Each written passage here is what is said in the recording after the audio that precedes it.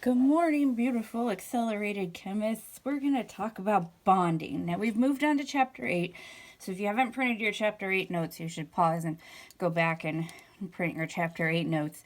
If you absolutely can't get a printer, you're going to have to take notes on a separate sheet of paper. But of course, that'll make it more challenging to keep things organized. So, if at all possible, if you can get your chapter 8 notes printed, I totally recommend that. Okay, so structure and bonding, or what chapter 8 is about, structure and bonding. So structure is the way the atoms are arranged in space.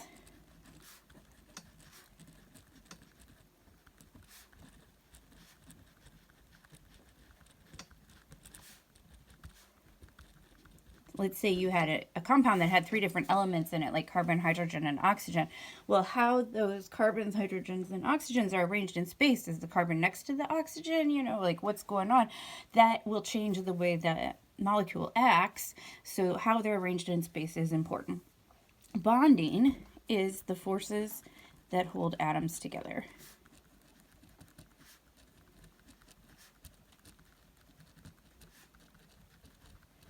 Forces that hold atoms together. So back in the fall, we talked a lot about ionic bonding and how there would be an electron that would transfer to this other atom, and then one atom would be negative and one atom would be positive, and we figured out how to predict their names and how they're bonded together. But covalent bonding, which is the sharing of electrons, is a more complicated animal, and that's why we saved it till later. So this chapter is going to talk a lot about that. But we're going to review a little bit about electrons here in order to help us set us up for bonding. Okay, the electrons in an atom can be grouped as valence or core electrons. Valence or core electrons.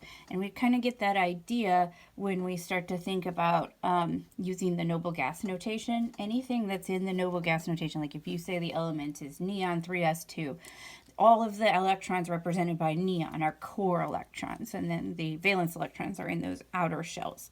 But the valence electrons determine the chemical properties.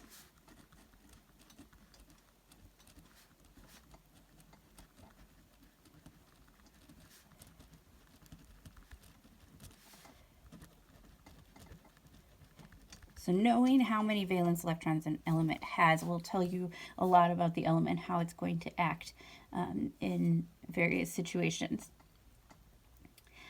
And the reason why is that the valence electrons are the electrons gained, lost, or rearranged in a chemical reaction.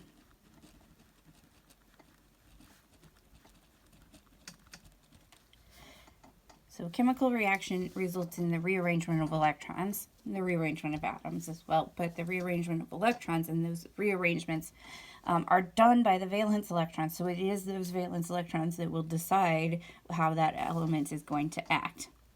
So for main group elements, the valence electrons go like this. So you have your periodic table that goes like this. There's the, right? And group 1 has 1 valence electron. Group 2 has 2 valence electrons. Then we pass over all of these guys, and then group 13, which starts with boron here, has 3 valence electrons, 4, 5, 6, 7, 8, so that your noble gases have 8 valence electrons. So this is group 18 on your periodic table, has 8 valence electrons. Group 16 has 6, group 13 has 3, group 2 has 2, group 1 has 1. Okay, so that's how valence electrons work going across the periodic table. So the valence electrons here, though, are going to be their s and d orbitals. So it will be 3, 4, 5, 6, 7, 8, 9, 10, 11, 12 as you go across there. And now the ones with 12 never have action with all 12. They almost treat 10 of those as core electrons and only have action with the 2. And the same with the 11, that you don't really see a whole lot of action with the majority of those electrons. Okay. Okay, and so then because of this, everybody in group 2 behaves in a similar manner. Like you have beryllium and calcium and magnesium and barium and strontium in this column, and they all are going to act very similarly in chemical reactions. Because the valence electrons are so important, we have this guy named Lewis who comes up with Lewis electron dot symbols, and it is a representation of valence electrons.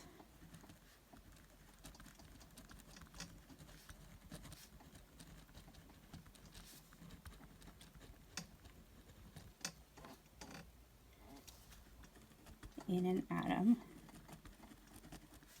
using dots or other symbols.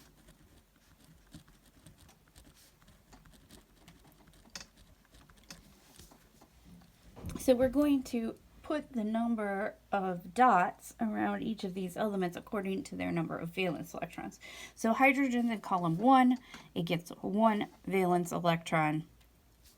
Lithium's in column 1 also gets 1 valence electron. Beryllium's in column 2 gets 2 valence electrons. Boron in column 13 gets 3 valence electrons. Carbon in column 4 gets 4 valence electrons. Nitrogen in column 5 gets 5 valence electrons. Oxygen, 6 valence electrons. Fluorine, 7 valence electrons. And neon, 8 valence electrons. Now I purposely skipped helium because helium is the only one that doesn't follow the normal rule. Helium only has 2 total electrons. Helium has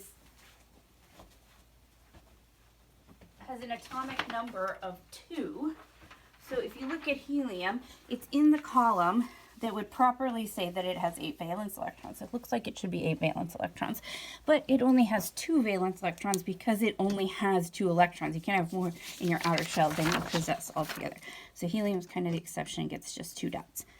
And tomorrow, we're going to start bonding these together, and knowing how many dots that belong to each element is going to be important for bonding them together.